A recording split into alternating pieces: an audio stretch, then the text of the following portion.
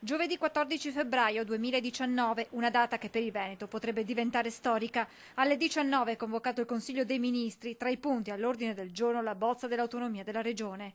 La conferma è arrivata direttamente dal Ministro Erika Stefani. Domani sera il Consiglio dei Ministri sarà un Consiglio dei Ministri molto importante, è la chiusura sicuramente della fase tecnica di questa lunghissima trattativa. Dunque con 24 ore d'anticipo il dossier arriva sul tavolo del governo, un documento che, stando ad alcune indiscrezioni, presenterebbe ancora dei nodi sui capitoli relativi a sanità, cultura, infrastrutture, ambiente. È già stato fatto presente da parte sia del Presidente Zaia che del Presidente Fontana, nonché di Bonaccini, che vi sono dei punti che se risolti porteranno alla firma. Occorre sciogliere questo nodo, sicuramente un nodo politico. Il passaggio in Consiglio dei Ministri di domani è fondamentale, siamo di fronte ad una riforma storica e come tutte le riforme storiche ha il suo giusto travaglio, ma noi siamo veneti, non ci fermiamo davanti a nulla, ha dichiarato il governatore Zaia, aggiungendo poi: Lega e 5 Stelle hanno sostenuto il referendum, sottoscritto l'autonomia nel contratto di governo e ribadito più volte che si farà. Sul piano tecnico c'è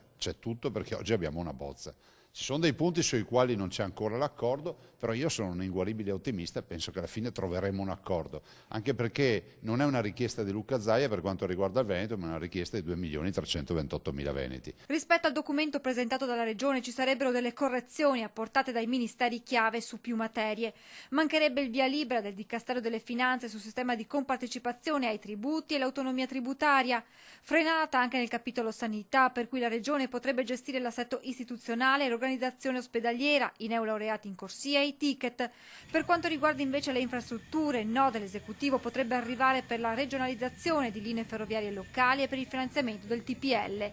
Correzioni che potrebbero mettere in discussione la stessa intesa. È scritto in Costituzione che una regione può chiedere le 23 materie. Ricordiamo ai cittadini che in Costituzione c'è addirittura l'elenco delle 23 materie.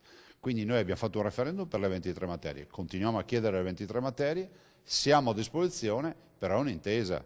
Roma non deve prevaricare il Veneto non deve prevaricare Roma. Soluzioni anacquate ovviamente non ne sottoscrivo.